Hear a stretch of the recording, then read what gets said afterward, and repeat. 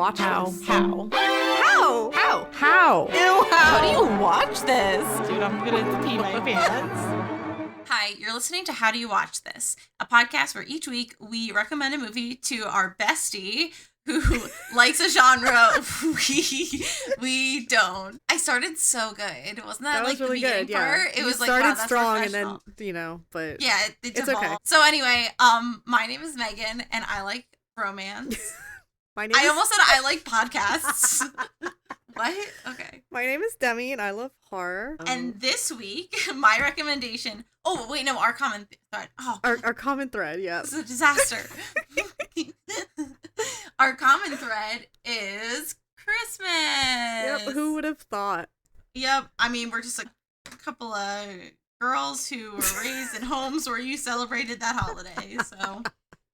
Yep, I guess holiday, our thread. Yeah, but not really, because we just both did Christmas, so... Yeah. I mean, mine really... Well, anyway, I recommended for you the holiday, so Yes. kind of...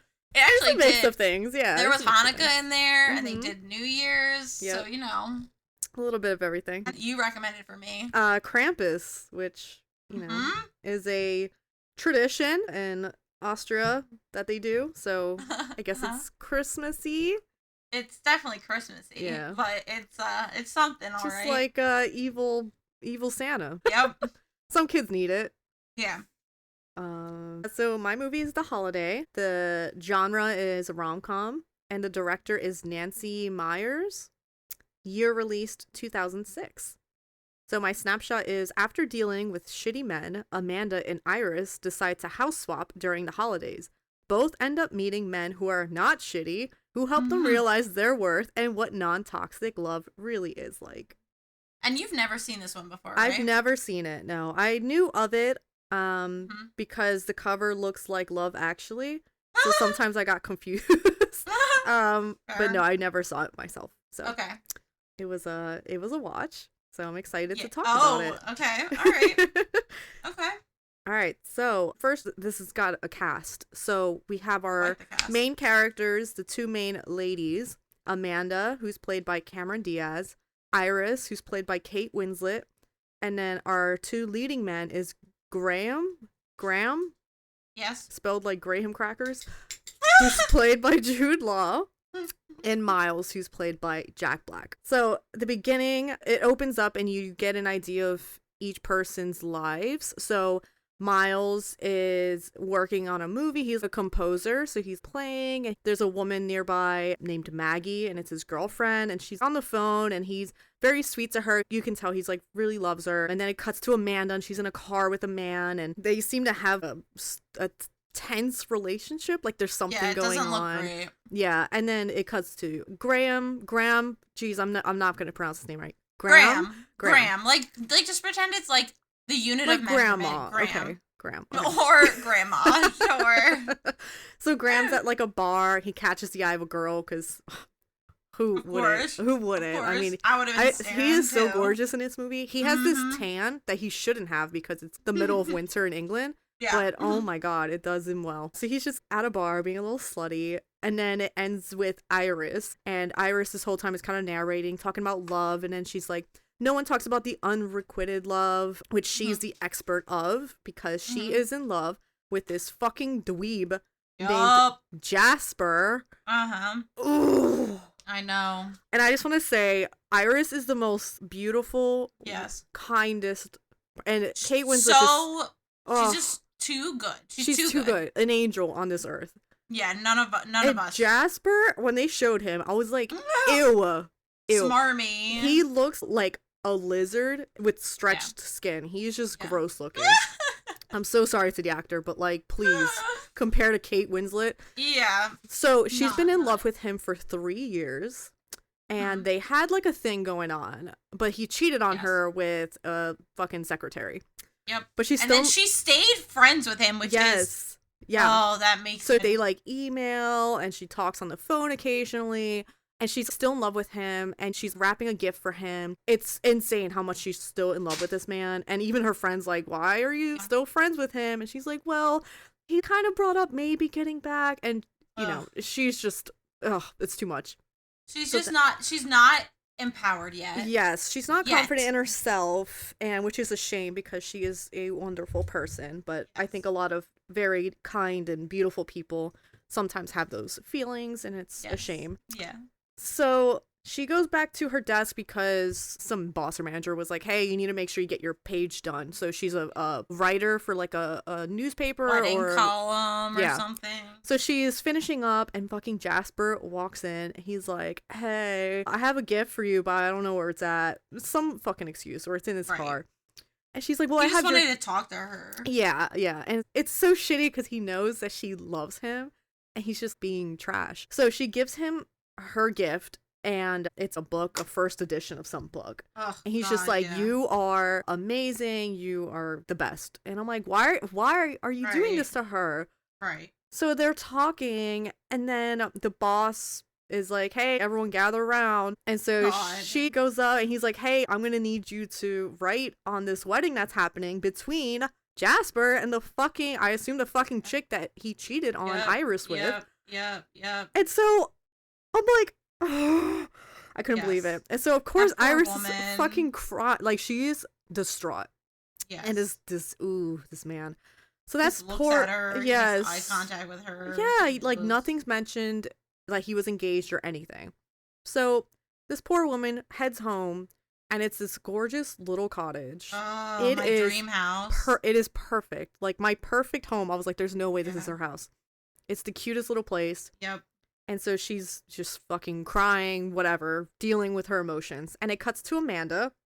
And Amanda, Cameron Diaz, lives in this huge house. She's rich as shit. And I didn't find out till later, but she owns a company that does movie ads, like trailers and marketing. So she's loaded and she's a working woman. We love that. She's Miss LA. Yes, yeah. And then her boyfriend is sleeping on the couch. And he goes up to her and she's throwing shit at him. And she's accusing him of sleeping with a receptionist. And I'm like, what is up with these men and the receptionist?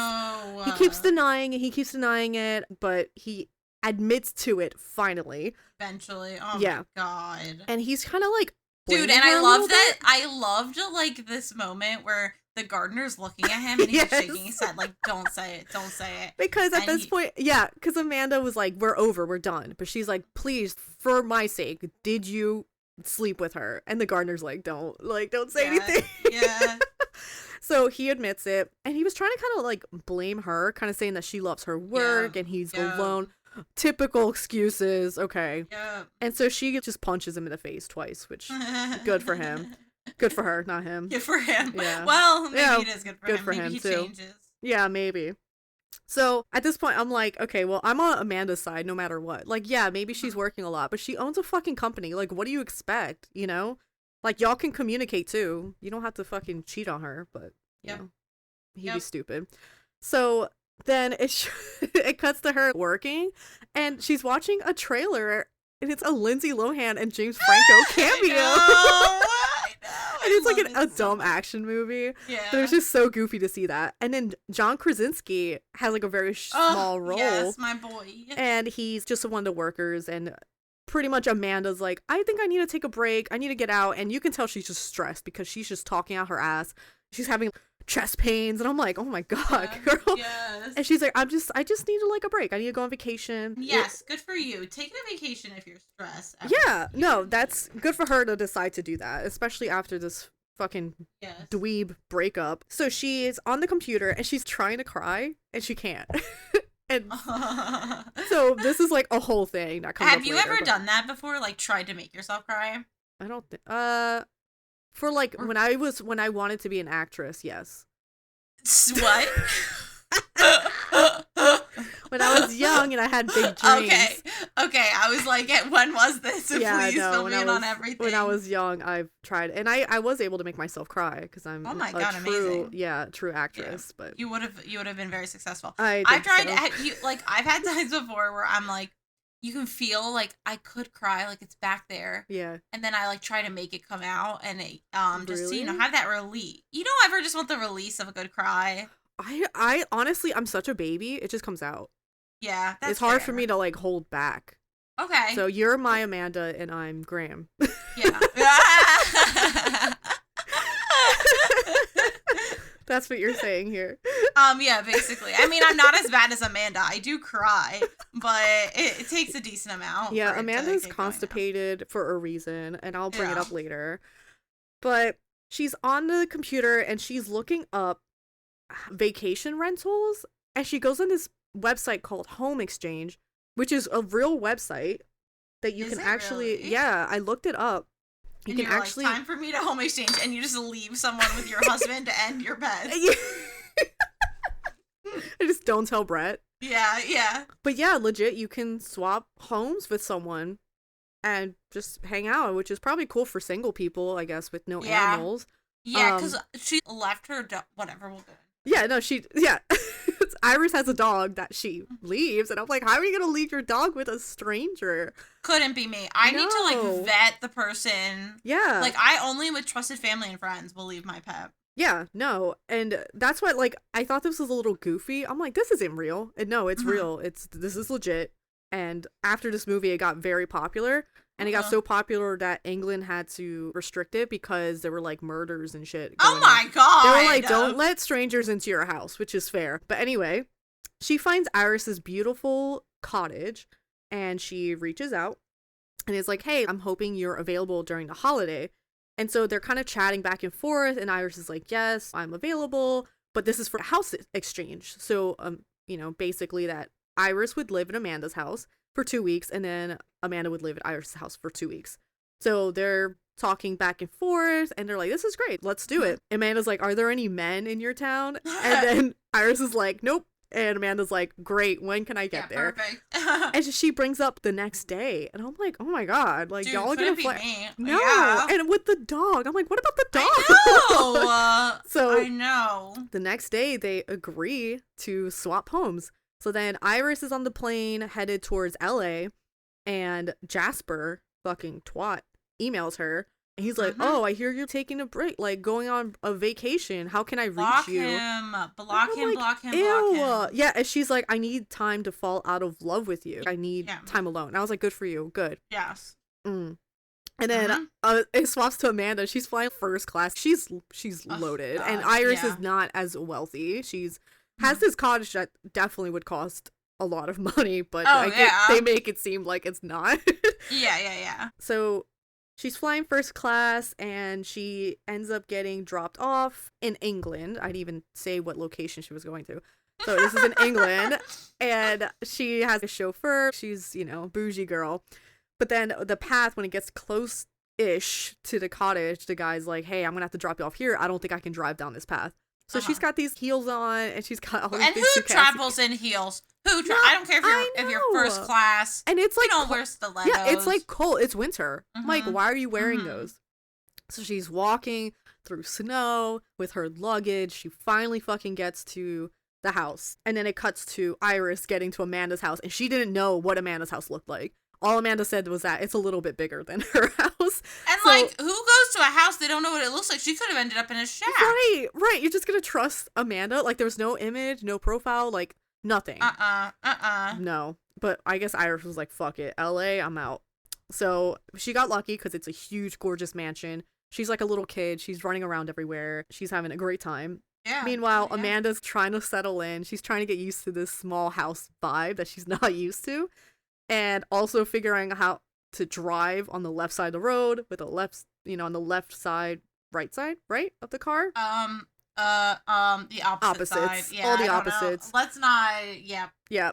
So she's buying a bunch of food for herself, vacation mode. She's getting wine drunk and singing Mr. Brightside. I feel like it's a good way to deal with a breakup. Yeah. And then it cuts to Iris, and this is our first meeting with Miles. So Miles works with Amanda's ex, because her ex was also a music composer, he also does music, doesn't matter. So he asks for Amanda, and Iris meets him, and she's like, oh, Amanda's away. Miles is there to just pick up a laptop for Amanda's ex. And then they have like a little meet cute where something falls into Iris's eye, and he's like, oh, like, let me get that for you. There's this like tension, and I was like, hello? Like, his girlfriend's in the car. I know. Imagine being the girlfriend, except I that know. she ends up being the worst. Yeah, Maggie doesn't kind of really care.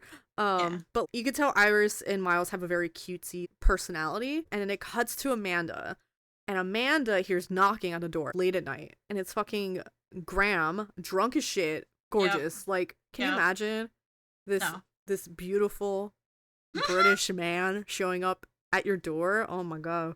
Yeah, I literally can't imagine, because I would be stuck between fight or flight. I would be like, do I want this man in my house, or am I terrified of this man? Should I be scared, or what's going on here? But I guess if the dog wasn't freaking out, it should be fine. Because we find out that Graham is Iris's brother. Right. So the dog knows him. But he's drunk as shit and wants to stop by to pee. And he tells Amanda he usually sleeps over because the pub is close to the cottage and Iris doesn't want him driving home. All smart stuff. Amanda's like trying to like clean herself up because he's fine as shit. Yeah. And then she just lets him know that, oh, Iris is in LA in my house. I'm here for 2 weeks, blah, blah, blah. But she's already planning on leaving the next morning because she thinks that she reacted too quickly. She doesn't need this. It's just too much. And so they say goodnight and he just like straight up kisses her. And I was like, I would pass away. And like, I can't even explain the way Graham is the MVP of this movie, because the way he just looks at Amanda, I'm like, you can't do that, sir. Yeah. You're not allowed to look at someone that way. It's not okay. And so it's like an awkward moment. And then Amanda's like, let's try that again, which, yeah. And then she's like, we should just have sex. But she's also kind of like, we shouldn't. We shouldn't. And then Graham's like, okay, or okay, whatever. Yeah, and he's just enamored by her. Right. And she's like, well, my ex said I'm like bad at sex, which, okay. Yeah, I mean. Well, we know who's bad at sex here, and it's not Amanda. In no world is Cameron Diaz bad at anything. So they do the deed. Yeah. And then in the morning, he's like, oh, I lost a contact. And he puts glasses, and I'm like, him in glasses is my just God. 10 out of 10. I can't keep watching this movie. Yeah. So he's adorable. And they're like chatting, and his phone rings, and Amanda kind of grabs it and notices the name Sophie on it. He's like, oh, I'll call her later. And so it seems a little suspicious. Amanda's like, okay, I see what kind of guy this guy is. And he's like, he's trying to tell her that, oh, you shouldn't like a guy like me, I guess, because he's just used to women just immediately falling in love, which, fair. Yeah. But Amanda's just like, yeah, no problem. And he keeps going like, okay, yeah, just, I'm just letting you know this and this. But then he lets her know that he's having dinner tonight at the pub if her flight ends up canceling or something. So then it cuts to Iris, and Jasper calls her. And he's like, oh, I'm wondering if you can look over some pages for me. I'll send them to you. And she's just like, sure, I guess. And then he brings up, like, her little red bikini that she wore. Like, he's just come on, you have a fiance. I don't get it. Yeah, he's being a real piece of shit because he knows he can take advantage of Iris in her state. Yeah. Ugh. But then he hangs, conversation ends because I guess his fucking fiance or someone walked in. Yeah. Anyway, he's still bothering Iris. And then it cuts to Amanda, and she ends up not leaving. She ends up staying, and she ends up seeing Graham at the pub. And he just, like, the way he looks, it is incredible. I know, I love it. He incredible. Just, like, has stars in his eyes. He's like a puppy. Yeah. Like, that's what I love in a man. A man that looks like a puppy that'll grovel at my feet and in glasses. Don't ask for a lot. It cuts to Iris again, a lot of back and forth, and she keeps seeing this, like, old man around. And I was like, who the fuck is this old dude? Yeah. I'm like, I don't want to hear any sad stories, because at the beginning it showed him looking at a framed photo of a bride, and I'm like, God damn it. So she sees him walking around, and she's like, hey, can I offer you a ride home? Because Iris is an angel. I mean, of course, you see an old man in a walker on the street. It's like, what are you doing here, sir? And he's like, yeah, I think I'm lost. And she takes him home, and his name is Arthur, and he is like a really, really famous writer for movies. Yes. And he lives in this beautiful home as well near Amanda. I think he's the direct neighbor. And he was just saying that, things changed and I just got confused with the home. But you can tell he's just an old fucking dude. Yeah. Yeah, because basically he's like, the town is building up and he's been there for so long that like it looks different now than when he was, right, first lived right. there. And was saying that, this was quite the meet cute, and he tells her what a meet cute is. And it's a cute little conversation, and she helps him inside and sees all his awards and shit. And then she notices that like he's alone, so she asks him to dinner, which is so sweet of her. Yeah. And so they go to dinner. He's telling her like some stories of like Hollywood, and he's asking like why a girl like her is spending a Saturday night with an old man like him during the holiday. So then Iris starts telling him about Jasper. He just starts crying immediately, and I'm like, this poor girl. She's so sweet. And this is the best advice. He's like, you are a leading lady, not the best friend. And I'm like, damn straight you are the leading lady. So he's pretty much like, fuck that dude. It's his loss, not yours. So that's definitely the advice she needed. Yeah. So she's connecting really well with this man who needed a friend, and she also needed that type of advice and friendship. And then it cuts to Amanda and Graham, and it's the morning after, and Amanda, I guess, got ungodly drunk. Like, she doesn't remember anything. And of course, he didn't have sex with her because she was a fucking corpse, pretty much. Right, and he's a gentleman. He's, of course, a gentleman, the perfect man. And so she sees his phone ringing again, and it's a different girl. I forget, it was Olivia. And he's like, I should probably take this, and goes outside. And I'm like, Graham, at this point, I'm like, what is happening? And I'm thinking it has to be something like maybe with work or something. He works with women. I don't know. I'm like, there's no way this man is a fucking cheater, womanizer like that. And so Amanda's just kind of like, it is what it is. I'm used to guys just being whatever. She has no expectations. Exactly. And then he comes back in and he's like, we should get lunch. We should go into town. And so they kind of go on a date.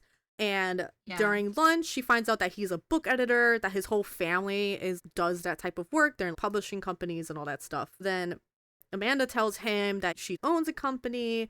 And then she tells him that when she was young, her parents divorced when she was like at 15. And it was a shock to her because she always considered them the Three Musketeers. And then she was also an only child. So it really fucked her up. And that was the last time she's cried because she just made herself toughen up. And just hasn't cried since then. And Graham's like, I cry all the time. Like, I am a big baby. I know. I'm like, what a man. And so they just chatting away. And after the date, she pretty much tells Graham that she's leaving soon. So she doesn't need anything complicated, which is fair. Yeah. She owns a company in LA and he's in England. It's a lot. And she also just got done with a relationship literally days ago. So then it cuts to Iris and Miles, who stops by the house, and he brings in like a FedEx box, and it's the fucking papers from Jasper. I can't with this man. He's just relentless. So Iris says that Arthur is having a Hanukkah dinner with some of his friends if he wants to join in. So they're all like at dinner together and they're talking about different things, and they bring up Mary, which is Arthur's wife who passed away, pretty much saying that she was the best gal and they got married young because he had to take her off the market because she was it. And just like talking all that, and they ask about Miles, and he's like, oh, I've been dating Maggie for 5 months, and she's an actress, and she's like small time actress, like D-list.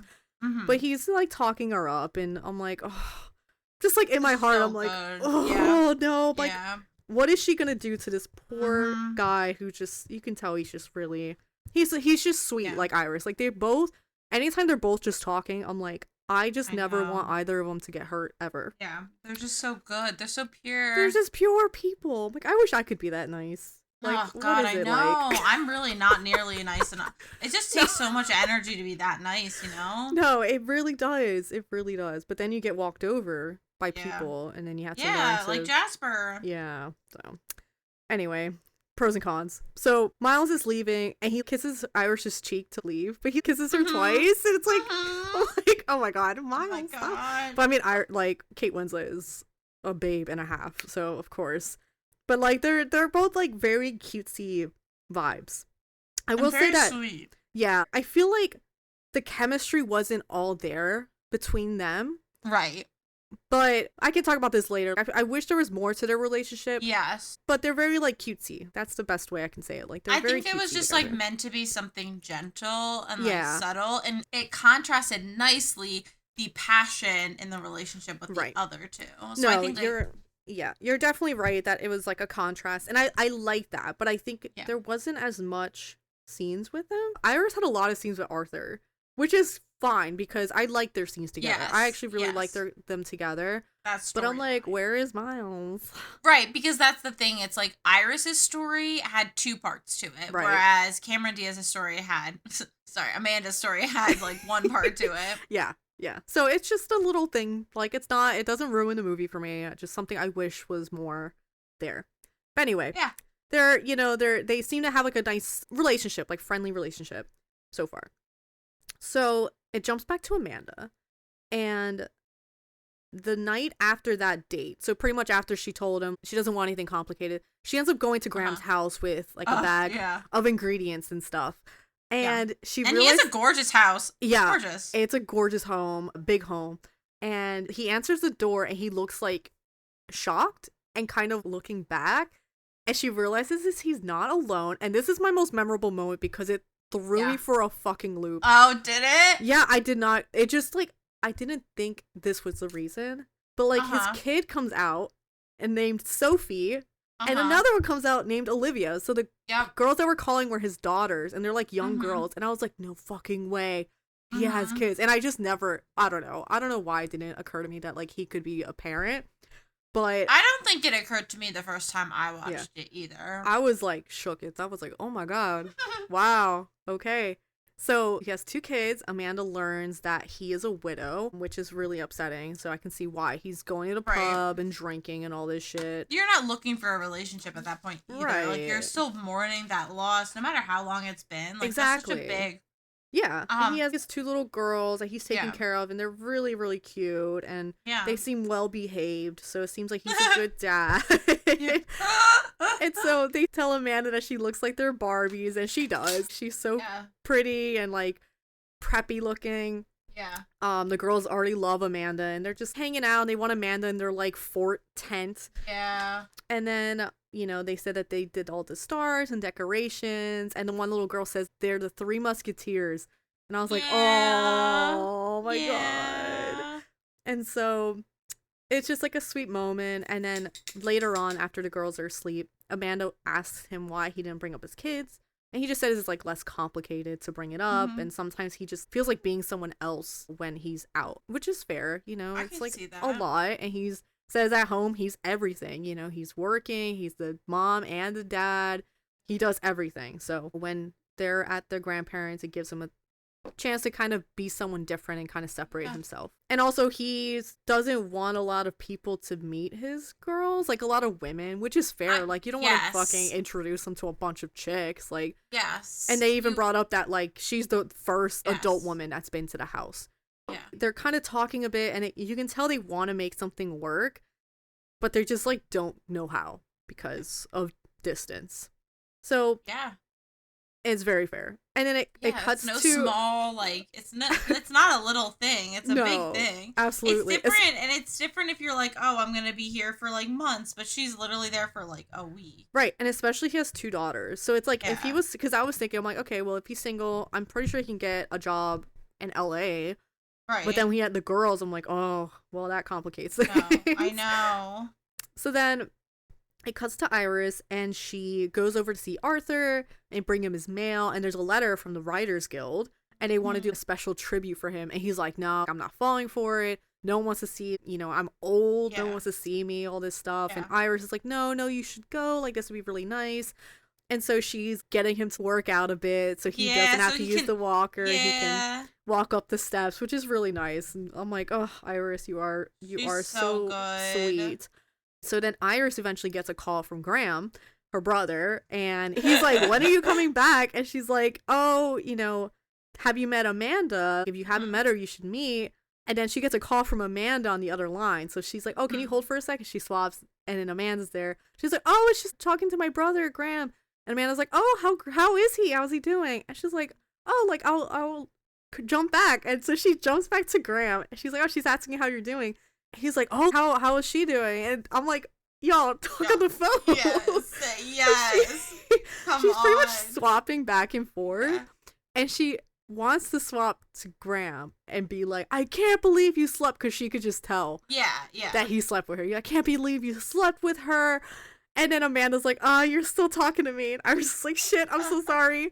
I'll be right back. And she tries to cut to Graham again. And she starts yelling, and she's like, I told her there were no men in this town. Yes. And she wanted, not to deal with that. And you slept with her. And Amanda's still on the line. Yes. Because it seems like Graham, like, hung up. I think he was on a train, and I think he lost service, and like, oh, that's atrocious. That's so embarrassing. So she's just like upset with him, but it's fine. And so that conversation ends because Miles ends up calling. And this whole time, Arthur has been getting Amanda to watch more old movies, like classic movies. And so she's like, I'm going to stop by to get more movies from Blockbuster. And Miles is like, I'll come with you. And I'm like, oh my God, Blockbuster. Yeah, What a callback. throwback.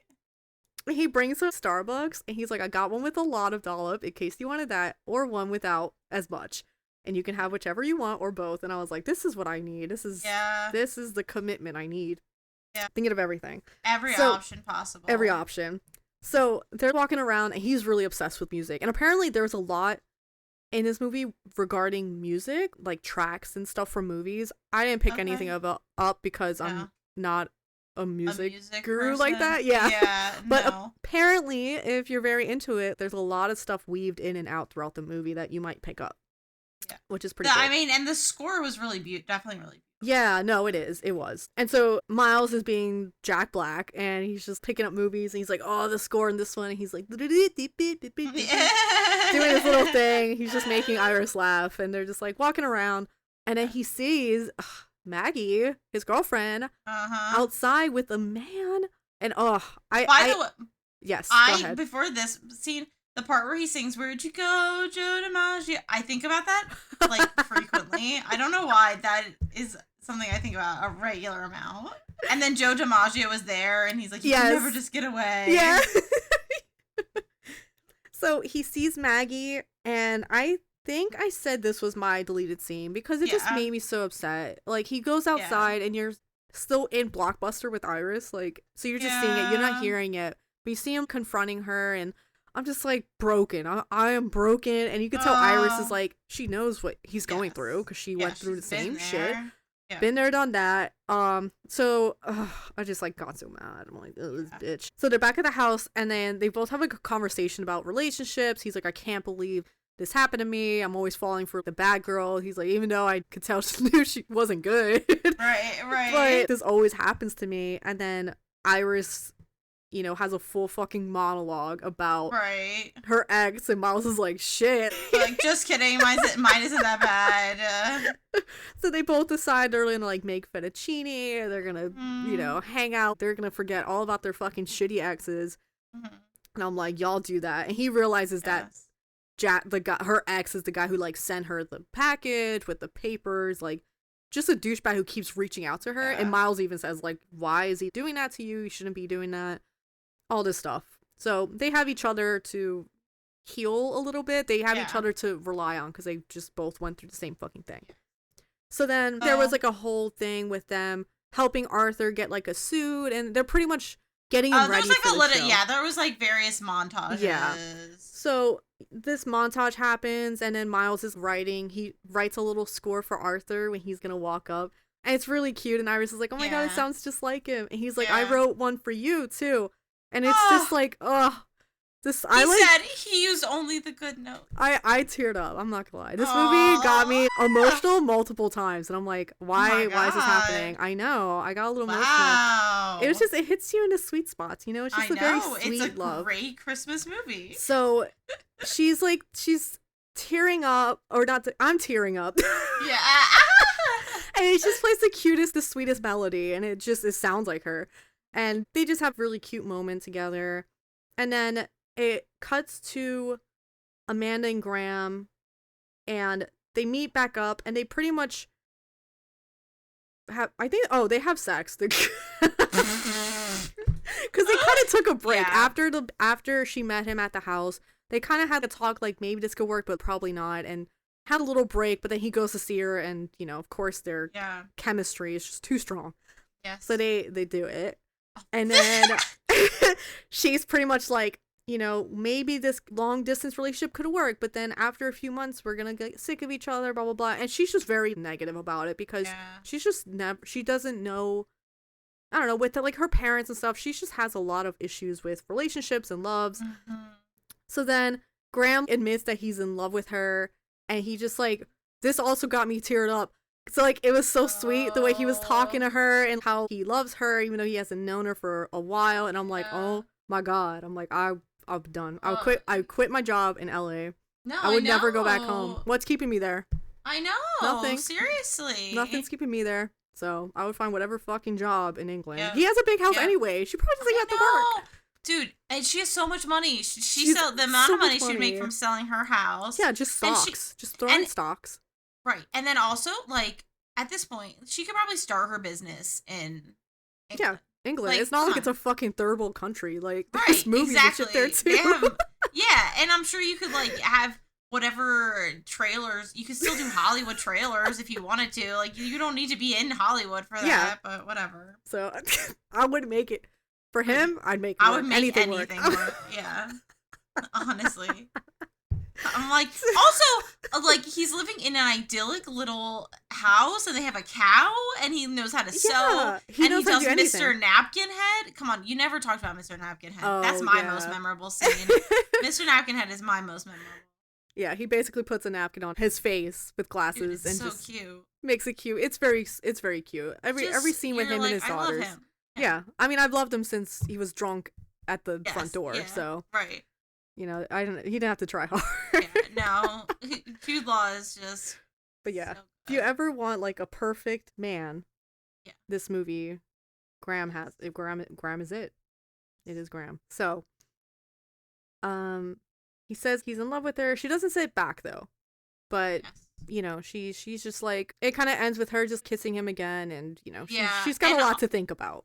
For me personally, if I put my heart out on the line like that, and then someone just was kind of like, hey, here's a kiss, I'd be like,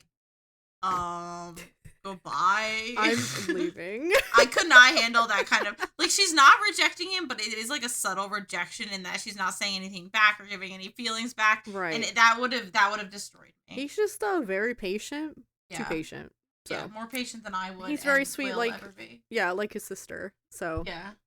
Everyone is just too good. Too nice, yeah. So then it cuts to Iris and Miles. They're having lunch together, and he ends up getting a call from Maggie. And he's talking on the phone, and he pretty much tells Iris, oh, she wants to meet. She says she misses me. And Iris is pretty much like, oh, that's great.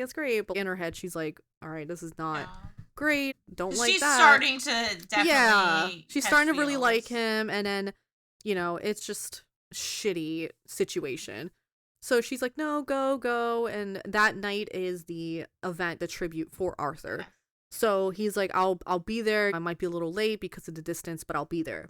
So he leaves, and I'm like, ugh, Miles, don't do it. I know. So, it's like, why would you do? She wasn't.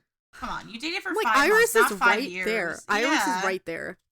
Yeah. So whatever. So then later on, Iris is taking a look at Jasper's papers, and she gets a call from him. And she's like, oh, I'm looking at your papers now. And he's like, oh, I have a surprise for you. And she opens the front door, and it's him. Ugh. He's standing there with her Christmas present. And I was like, oh my God, Jasper, you've really done it. And he's like, oh, I missed you. So they're like, she's amazing. Yeah, she's incredible. And so they're talking and stuff and being a little romantic. Like, he's definitely hitting on her and shit. And so he's like, I don't want to lose you, all this stuff. And she's like, oh, what about, what's her name? Like, are you still, you're not engaged, right? And he's like, well, so this fucker is still engaged to his girl. And Iris tells him off. And I'm like, good. Yes. You are the leading girl. Yes. You are that girl.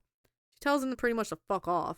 Yeah. And he does. For her. Yeah. And then it cuts to Miles, and Maggie's just like, oh, you know, he wasn't what I expected, and I kept thinking about you, blah, blah, blah. Yeah. And then Miles is just kind of in thought as well. So we're like, oh, what's he gonna do? Is he gonna take Maggie back or what? Yeah. I don't know. So then And then it cuts to the night, and Iris looks fire shit. She's got this low cleavage dress. Yes. Arthur, he's like, you look great. He gets her, like, he has a corsage for her, and I'm like, oh my god, it's so cute. Yeah. And they arrive at the theater, and it's packed, of course, because he's a legend. Yes. And he really thought no one was going to be there. And I got emotional again. I was like, God damn it. Yeah, I With know. the I got old emotional at that people. point, Ugh, too. I You can't do that to me. So he's going down, and he's able to go up the steps himself. And it's like really sweet. And Iris ends up hearing the theme that Miles wrote for him as he's like going up the steps. So Miles runs down up next to Got her. there just in time. Yup. And he's like, Maggie and I are over for good. And Iris is like, that's great. Like, I'm so happy. And he asks what she's doing on New Year's. And she's like, well, I'm gonna be home. I'm gonna be in England. And he's like, well, if I go to see you, will you go out with me on New Year's? And she gives him a kiss and says yes. And then Miles does is like, yes. Yes. Next to her. Love it. I was like, oh, good for them. And so, you know, during this, Arthur is giving his speech. So I'm like, y'all could have done this probably not during this I man's know. speech. This poor man is giving. They're gonna be like later, like, yeah, I'm sorry, I didn't hear half of it. I was making a relationship happen here. Yeah. So then it cuts to Amanda and Graham, and they're saying goodbye. She's headed back home, and when she's in the car driving, or the chauffeur's driving, she ends up crying, and then I start tearing up too, and I was like, God damn it! Like, oh my god, what is wrong with me? I might be on my period. And she's like crying, and she starts laughing. She's like, oh my god, I'm finally crying. And the chauffeur's like, what is happening like, in my backseat? And she's like, turn the car around. But he's taking too long to get to the house. So she starts running in heels again. And she's booking it through like snow. And I'm like, yes, you know, good for her. Like, that's really impressive. But also stop with the heels. Stop. Like, first of all, after the first time of walking down that lane in heels, couldn't have I would have learned my again. fucking lesson. Right. So she runs to the house, and she goes inside, and oh my god, girl. I know, dude. Graham is like, he walks out, and he was crying, and I'm like, oh, I'm gonna pass out. I might pass out. It was just so fucking sweet. And she's like, I don't know what I'm thinking, leaving before New Year's. I should just stay here. So she stays, and then it cuts to them all at Graham's house, and Miles and Iris are there together, and they're all hanging out, you know, being cute together, and Miles and Amanda have this little dance-off thing, and they do like a cheesy train inside the house. But it's fine because it's cute, and that's the end of the movie. So everyone ends up happy in England. I guess they're just gonna stay in England. So fuck it. I mean, that's my assumption, is everyone just moves to England. Yeah, I mean, I would never ask Iris or Graham to sell their fucking gorgeous homes. Like, are you kidding me? No. Also, like, I mean, she's obviously not very close with her family, you know, so. Right. Like, anymore. Amanda, easy. Miles, I don't know. Like, I don't know what his background. We don't know his story. But, I mean, if Amanda's in England, he can easily get a job with her. Like, done. I mean, I feel like you can always make it work. You can always make it work. You know? You can make anything work. True love. True love. That's right. That's right, girl. Yeah. So, yep. So I said all my scenes, love interest, everyone's getting smashed. Yeah, easy. Side character Jasper is a hard fucking pass. Fair enough. How likely to fall in love? I said a 10 because either situation, I mean. Yeah, it's just lovely. It's just nice. I said I would not recommend. I was unsure. Yeah. Because it was very romancy. Like, it wasn't as Christmassy as I thought it was going to be. Yeah. I still liked it, but I said no, maybe, but it's border. So the director actually wrote Miles's role specifically for Jack Black after seeing him in School of Rock. Which I think is so funny. But she wrote those roles specifically for those actors. So wow, that's she ended amazing. up getting them all. But that I mean, makes sense. I guess it makes sense. They all worked well. Like I said, the only thing is I feel like Kate Winslet and Jack Black didn't have that chemistry. And I don't know if because maybe they didn't have as many scenes together or like what, but you know, that's fair. It's what it is. But I gave it 4 hearts because I thought it was really cute. Yeah, I mean it was a cute watch. So what? Tell me what took away the opportunity of a 5-hearter. So I think the the lack of romance between Miles and Iris. Okay. Yep. I thought it would have more comedy. I guess it just I don't know, there was a lot that just was there. I enjoyed the romance, it did have me in my feels, but I don't know. Would you watch it again? Maybe. Okay. I don't know if I'd make it interesting. like a holiday classic type of movie, because it didn't really feel like a holiday classic. Okay. It just felt like a romance. That's fine. So Whatever. Four Hearts is good. It's good. Like I said, for me, anything 4.5 or higher, it has to be I know. Pride and very Prejudice. specific. Yeah, Yeah, Pride and I got you. Prejudice, or like a really funny romance that has perfect chemistry actors and It's fine. an actor I'm in love with. So It's fine. One of these days, I'll get you. I'll get you. Anastasia had 5 stars. Yeah, but you already saw it. It wasn't Okay, I need it to be knew. something Okay. that I am recommending Okay. to you. Yeah, I'm sure we'll Um, find something. But it's fine because I don't think you've given me a 5-star one No, I don't. like at all, even a little. Have I given any of them 5 stars? I don't think so. I don't know. I know you've given some of them pretty high. I'm Pretty surprised you high. didn't give Pan's Labyrinth 5, but it could have been because of the gore, which is fair. It's probably because of the sad ending. Sad, That's literally fair. sad But ending. I'm just like, you're rating these in a way that's so biased. very chaotic. I'm not gonna lie to you. I'm not saying So that it's gonna be very difficult for me to get Yes. you a 5-star. Yes, I Because am so there's sorry. always gonna be something where you're like, You well, basic- I didn't yeah. like that one scene, Yes. so yeah, I dropped it. you have to cater to me very, very, very. I just have to um, find a romance horror, which they're definitely out there, but some of them are Yes. sad. Most of them are sad, so you'll probably be like, well, Doc Stars. Well, yeah, I remember the one where you were like, "Oh, this is great. It's a musical and it's zombies and there's love." And then the lead, I forget what it was called. And then Anna, the lead, Anna and the Apocalypse or whatever. yeah. Anyway, spoiler alert. The lead dies. Like the Yeah. leading man dies, and I was I just don't know like, if I told you it had a romance. I think it was just like a It doesn't musical. matter. There was romance, and the romance was ruined.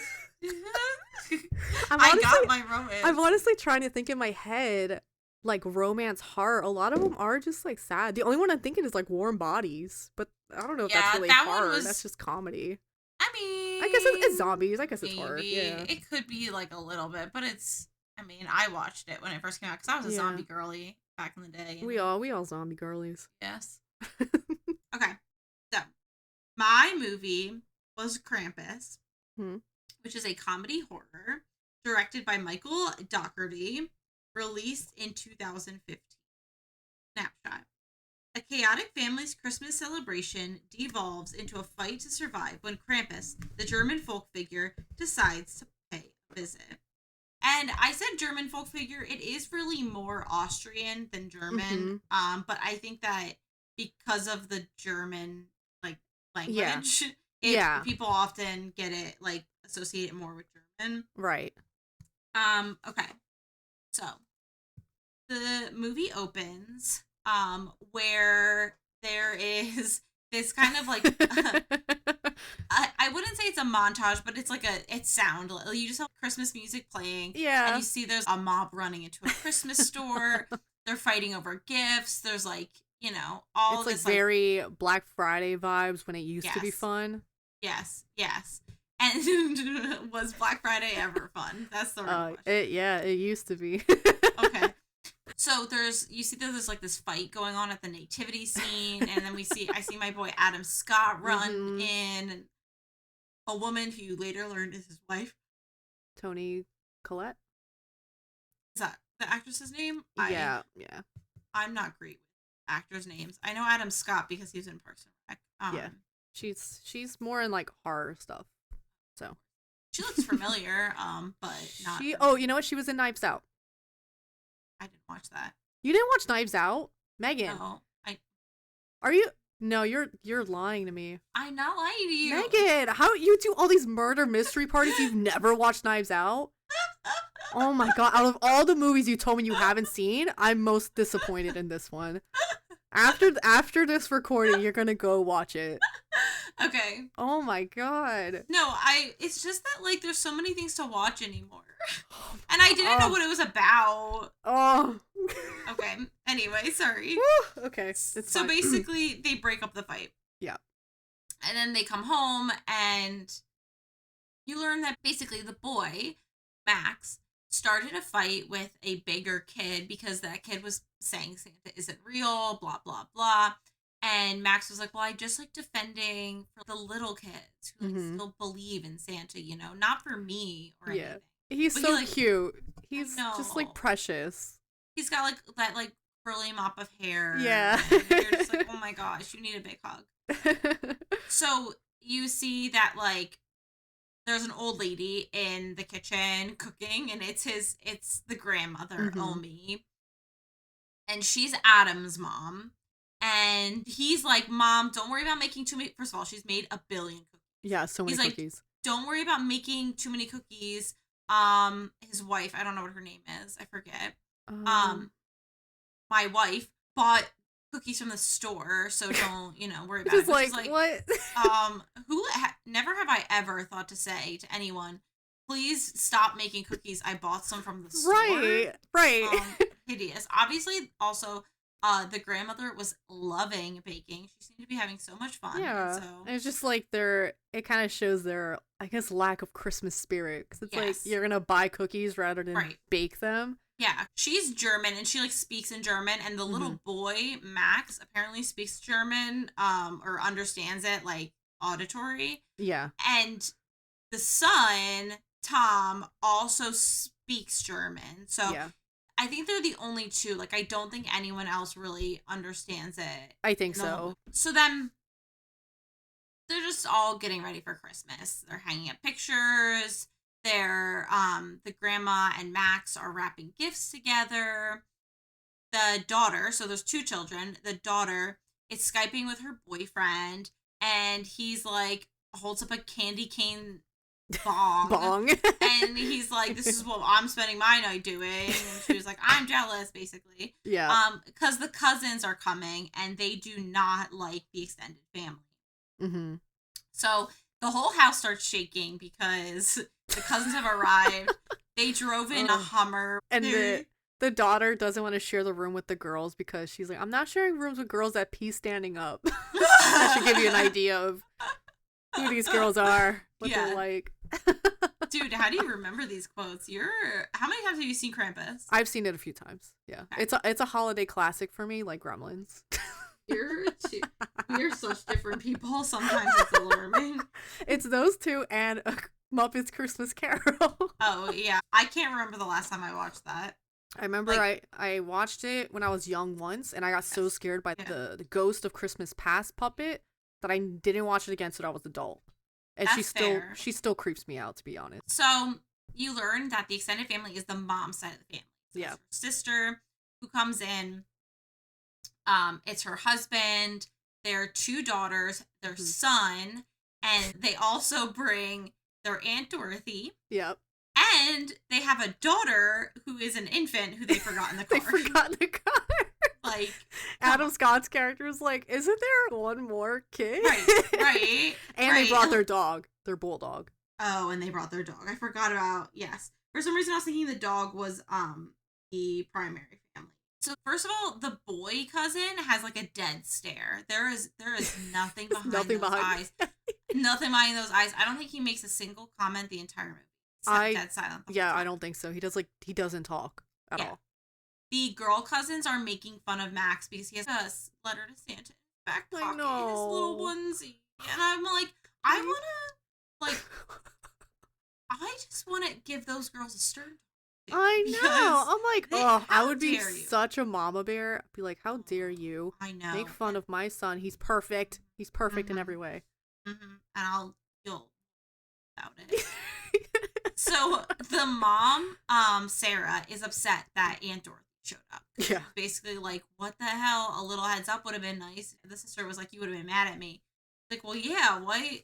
Yeah, what the hell? Aunt Dorothy is, how would you explain something else. She is a character. she's a bitch, but she's very like, She likes what she likes. She doesn't give a fuck about what anyone thinks. She's like, where's the eggnog? I'm drinking. Yep. So there's this huge dinner set up. It's gorgeous. It looks, to quote Aunt Dorothy, it looks like Martha Stewart threw up in here. It's exactly. It's beautiful. And so they're all eating dinner, and it's very refined. They each have their own bird on their plate. Yeah. You know, all this kind of, the boy, like, belches, and then Howard, the dad, the uncle, starts cackling. He's like, that's my boy. It's so gross. It's, I would just never invite them to my house. There's no way. Except that you invite me to your house, and I burp pretty regularly. Yeah, but you're not, you're not disrespectful. Yeah, no, you're right. I don't think you burp like that during a fancy holiday dinner that I prepared. If I did, I definitely would have been, like, at least a little embarrassed. At least a little. Anyway, I have an excuse. I'm lactose intolerant. So it would have been.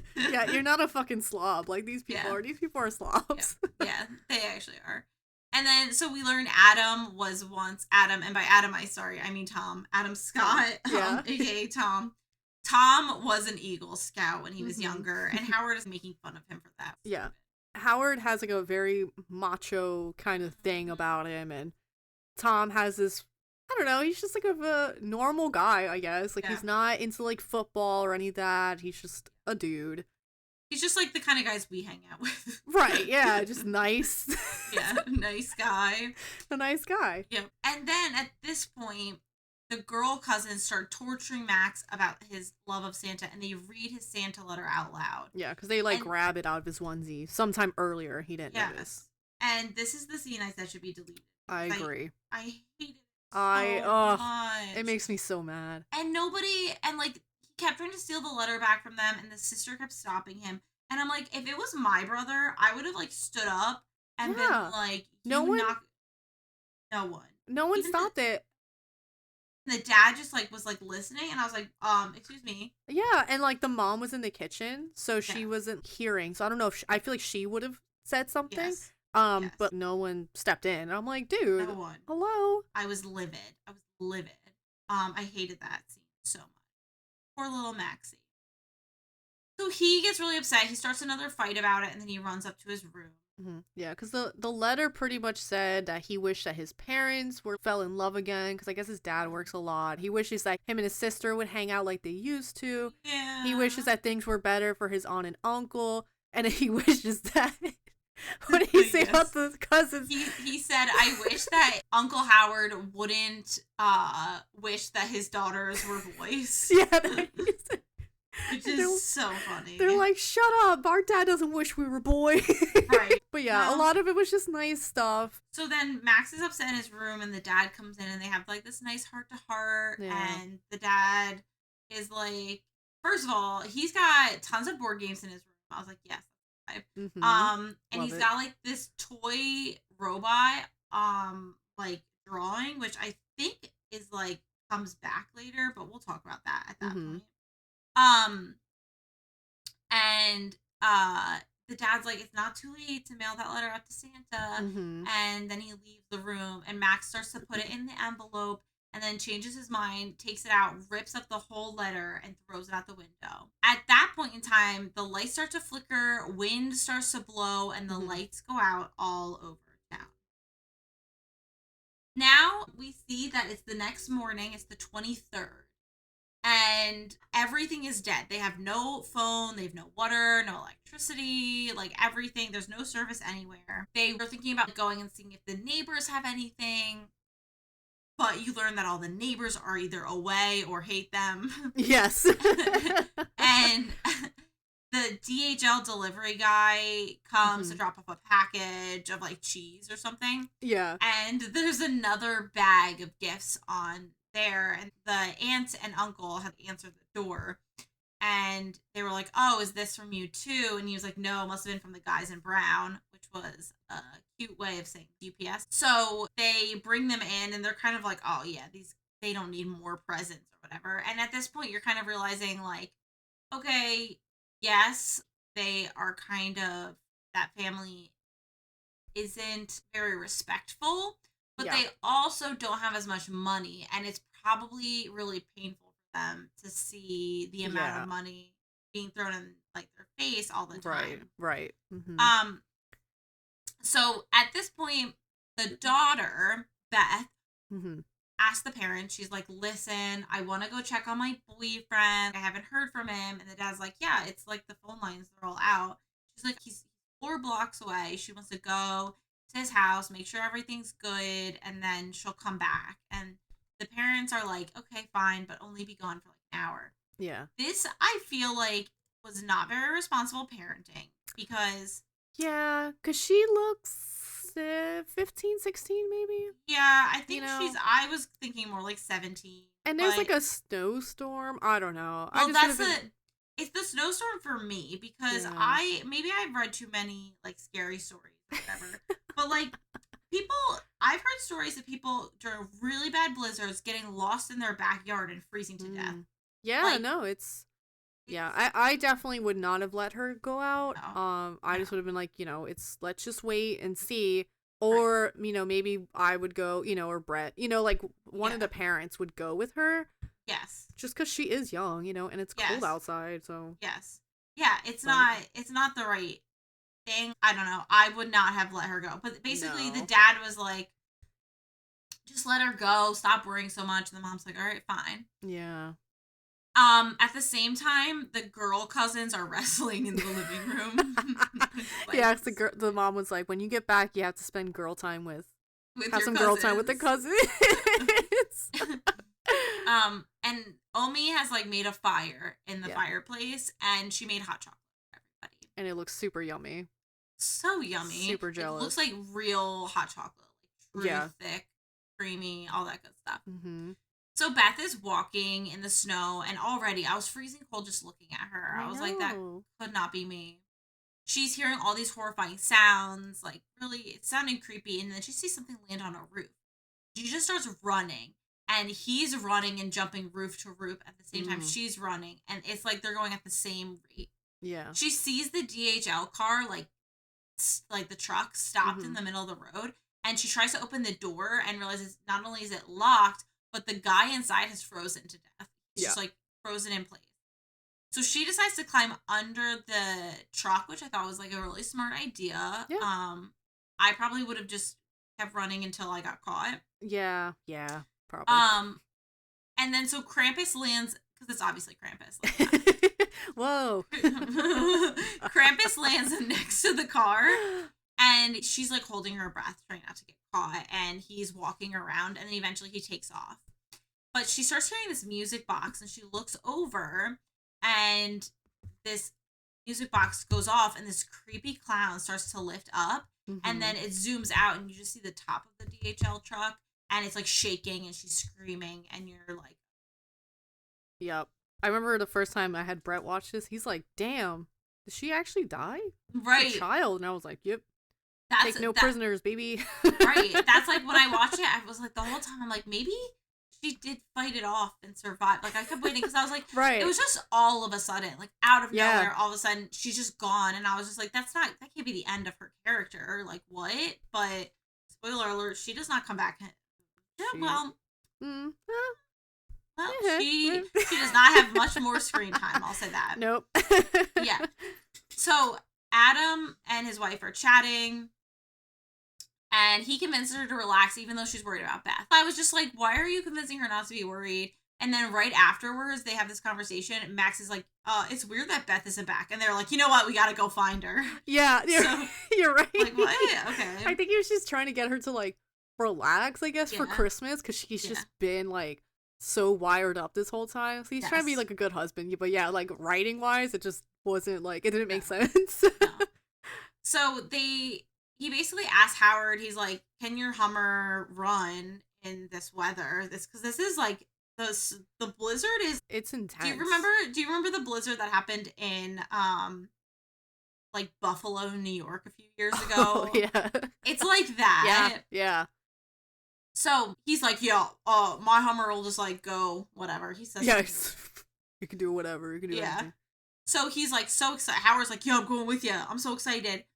And Omi's like, no, wait until the storm is over, please. And her hands are shaking. And Yeah. the dad's like, no, I'm going to go find my daughter, which I was on board with. Like, Omi, God bless, but Right. If you my got to go daughter after out your there, baby. yeah.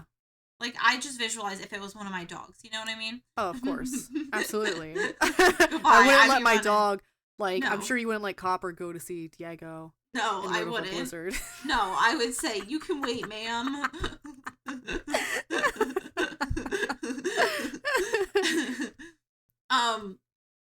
So they see a snowplow pulled over as they're driving over, and then they pull off, and he opens up like the side of the Hummer, and there's like all these guns in it. Yeah. It's just like, oh my god. Thomas was like, why are you traveling with guns? And he was like, you always gotta be prepared, Boy Scout. So protect the flock. yeah. At the same time, back at the house, the sisters are bonding over the tree ornaments. And by sisters, I don't mean the little girl cousins. I mean the mom, Sarah, and the other mom, Linda. They're like, oh, you know, talking about all their history. And they're kind of having like this beautiful moment where they're reconnecting. You're like, oh, maybe this is going to be good for them. Right. Then they hear a noise on the roof and like a really loud bang. It's just all over unsettling. And I definitely would have been trapped between feeling like I need to go check on that noise and I'm never leaving this room. Yeah. Yeah. Yeah. Omi That's a job for the men, but the men are out. Yeah, exactly. Exactly. Omi looks up the chimney. So you have sort of this idea that she kind of has she kind of knows what's going on. Mm-hmm. So, Tom,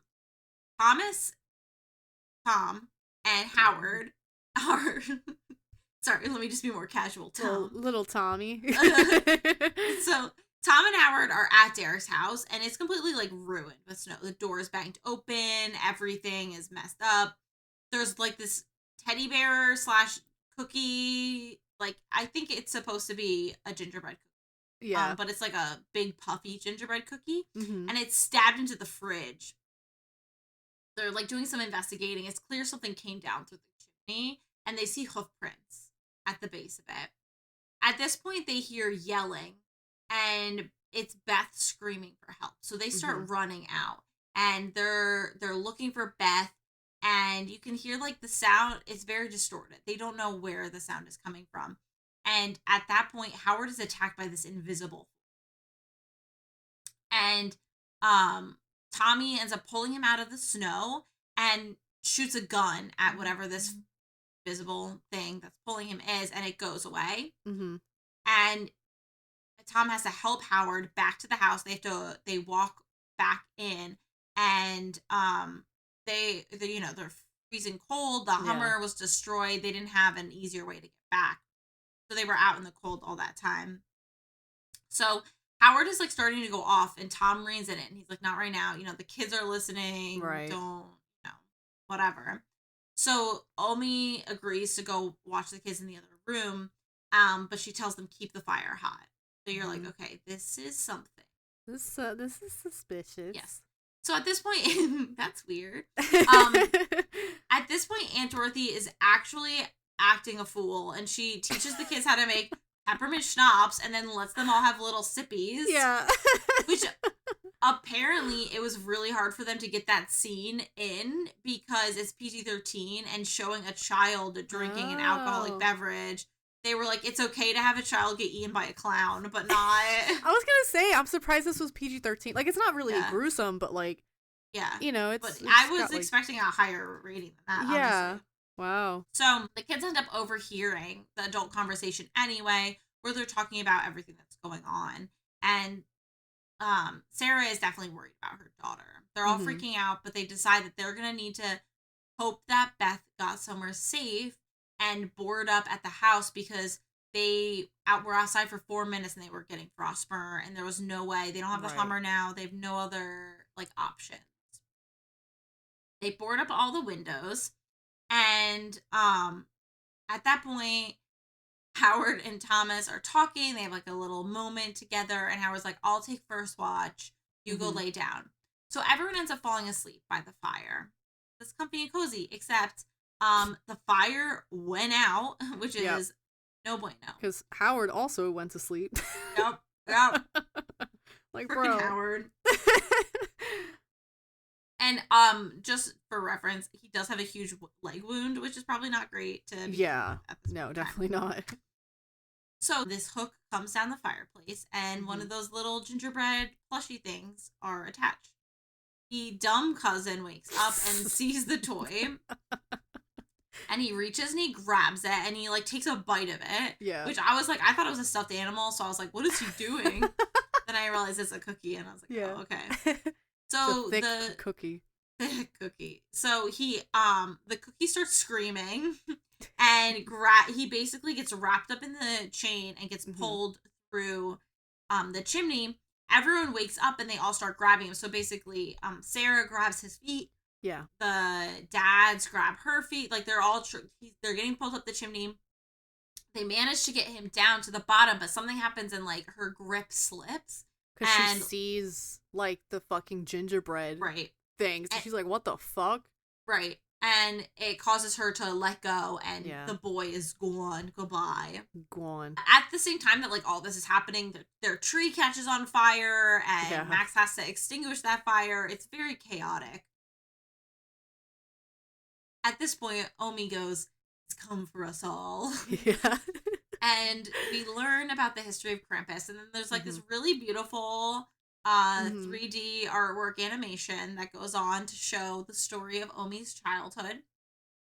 And basically when she was younger, she believed in Santa, and she had like a little stuffed Santa, and no one else was in the Christmas spirit. And her family, she just wanted her family to pay attention and get along.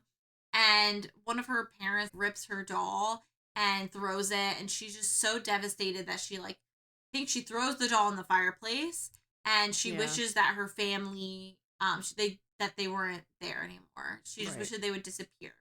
And Krampus heard her wish and came down and punished the whole town and took everyone to hell with him and came into her room and didn't take her, and instead gave her a little Krampus bell. As a reminder of what happens when you lose Christmas spirit. Yeah. And wish for your family to disappear. Right. So Howard gets mad at this and he thinks it's stupid. Yeah. And he wants to get his son, of course, and he is ready to run outside, and he ends up pointing a gun at Tommy, where he's like, I'm going, goodbye. Yeah. Mm-hmm. And he opens the front door, and there's just tons of snowmen all over the yard. Yeah. And they're like, oh, this is weird, never mind. So he goes back inside. They decide to wait it out one more night. It's the 24th now, and Linda takes all of the burnt presents that were under the tree, and she is going to rewrap them. And she starts opening them, and you can tell that some of these are from freaking Krampus. They're, like, obviously old school wrapping. Right. And she almost opens that gift, but Sarah intervenes and is like, we all need to have, like, a adults conversation. And they leave the presents, and then you see the presents start. Mm-hmm. The girl cousins have to go potty, so they go upstairs together, and then they start screaming because obviously the presents have been unleashed and attacked the girls. So Max at this point is telling Omi that he thinks this is all his fault. He thinks he's basically did the exact same. So the parents go upstairs and they see that the gifts are open and there's broken cookies in like the box tin. And then they see this horrific clown creature eating the girls. Yeah, I hated that guy. Yeah, that clown was horrific. Like, that came out of like... Yeah, because he was kind of like a Jack in a Box type of clown. Yes. And his like mouth got all fucking enlarged and shit. I'm like, ooh, I don't like that. God, he was gross. He's creepy. So clearly that's what got Beth, and it's like huge now. It's like a gigantic, like, it reminded me of that worm from the Alaskan bullworm from SpongeBob. Yeah. Because it's just a gigantic worm at this point. So Howard is downstairs still. So it was basically Linda and Sarah and Tom who went upstairs. But Howard's got a bum leg at this point, so he's not going to be walking up the staircase. Yeah. So he gets shot by a nail gun, and it's those creepy freaking gingerbread people who are attacking him.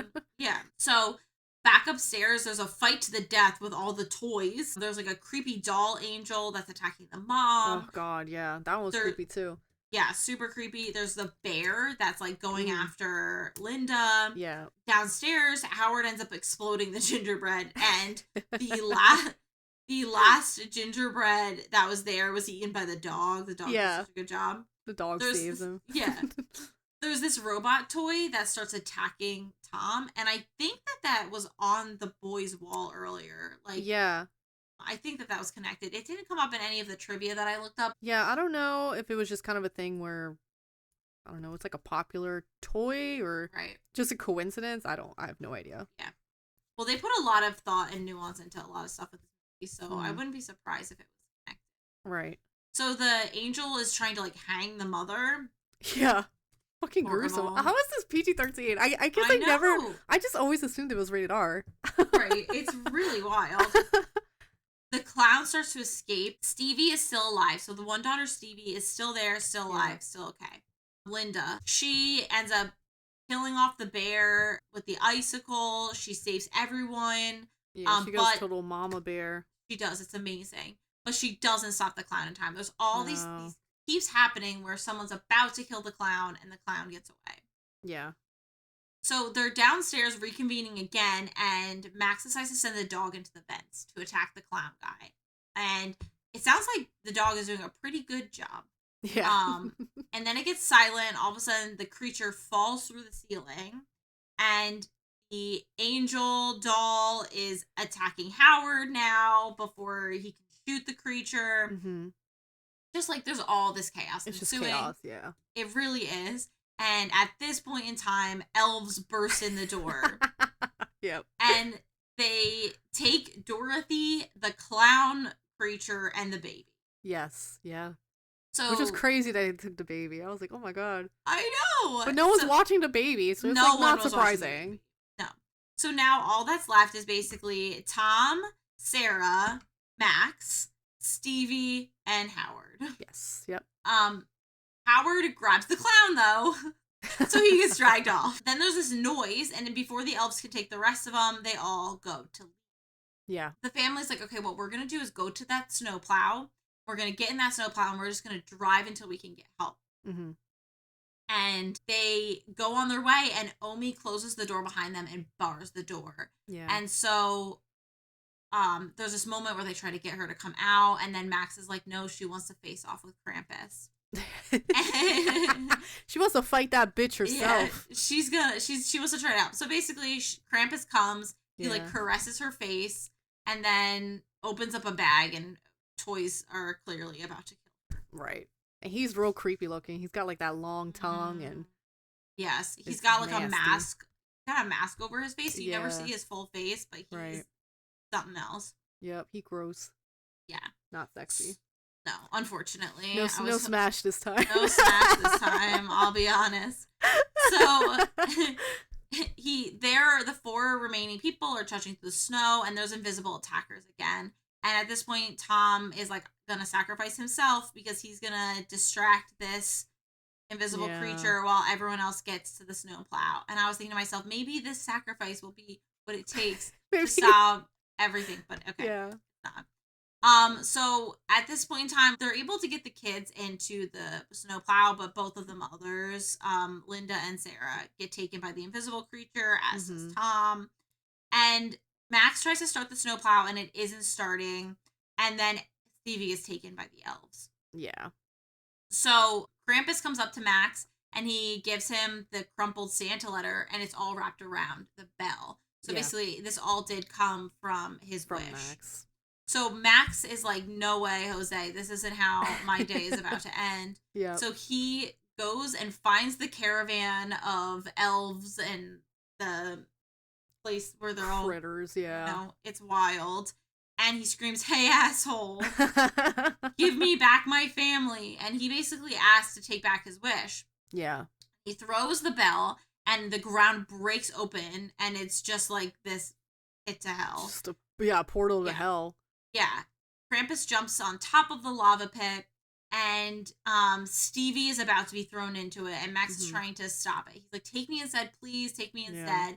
and he's crying, and he touches Max's tear, and then they all just start cackling.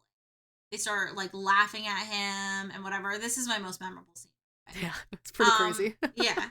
So then they throw Stevie down and laugh, and then they grab Max, and Max is apologizing, and they drop Max into the hellhole too.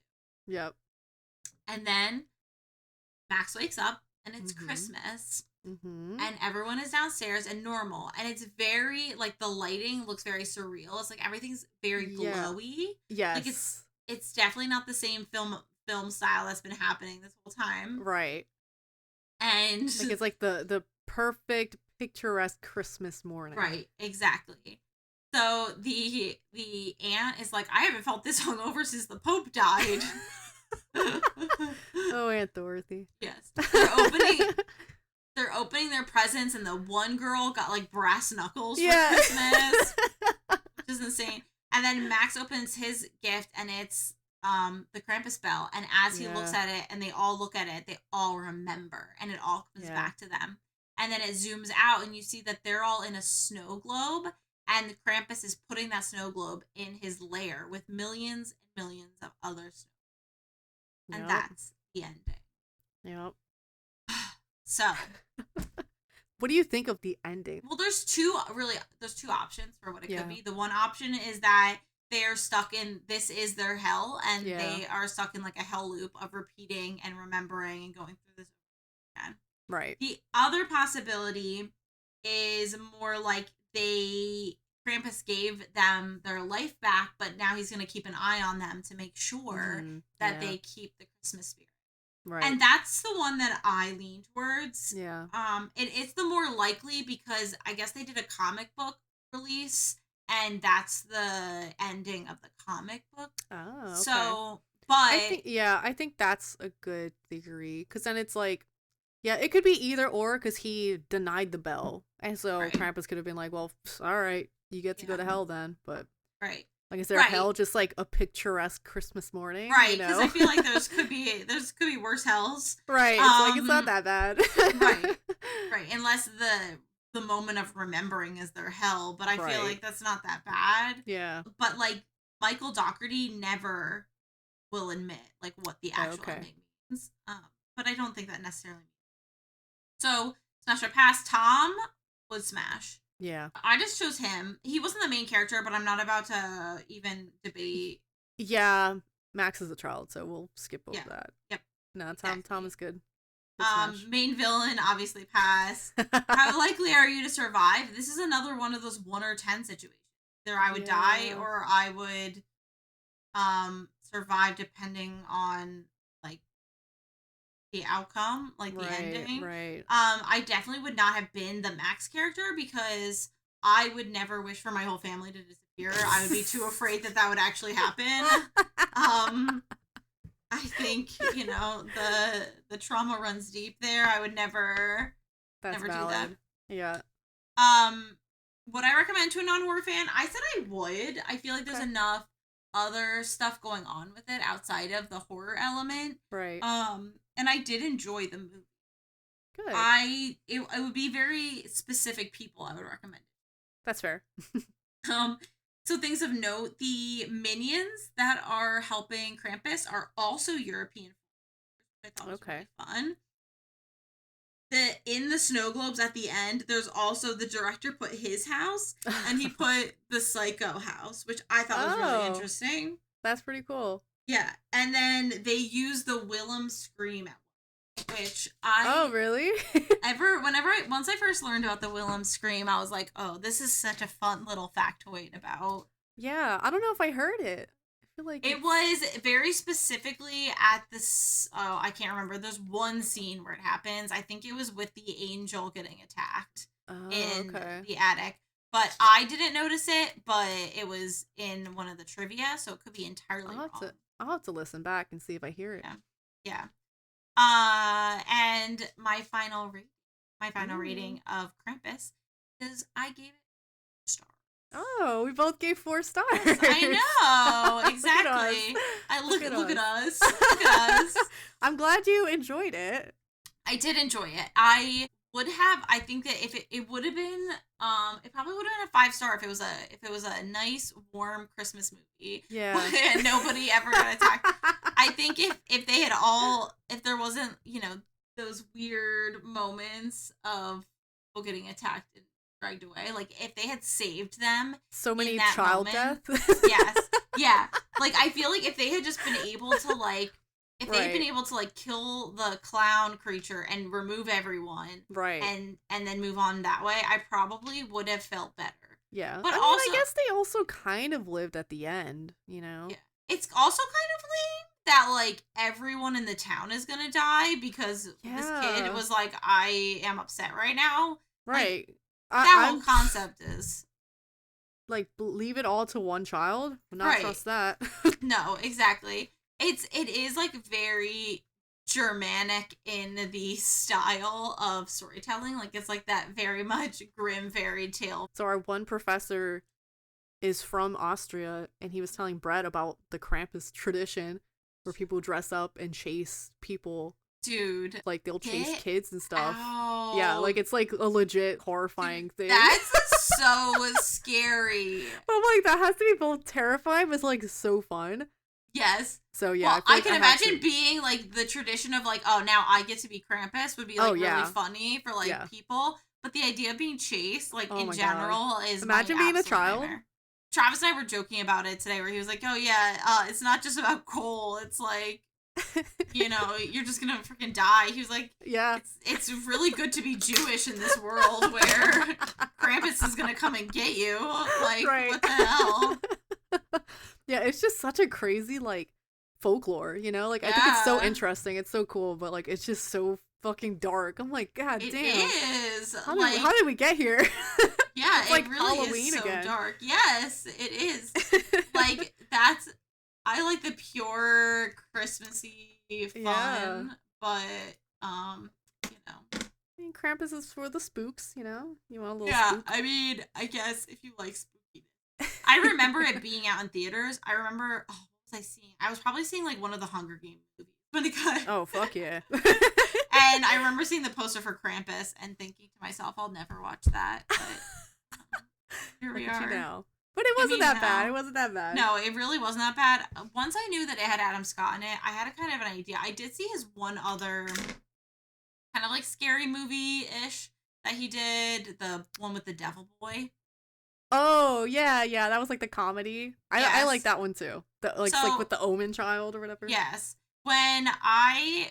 Because I had seen that, I was like, okay, I feel like I'm gonna like this if it has Adam Scott in it, because it's probably not gonna be too, Yeah. Um, It's more comedy based. you know.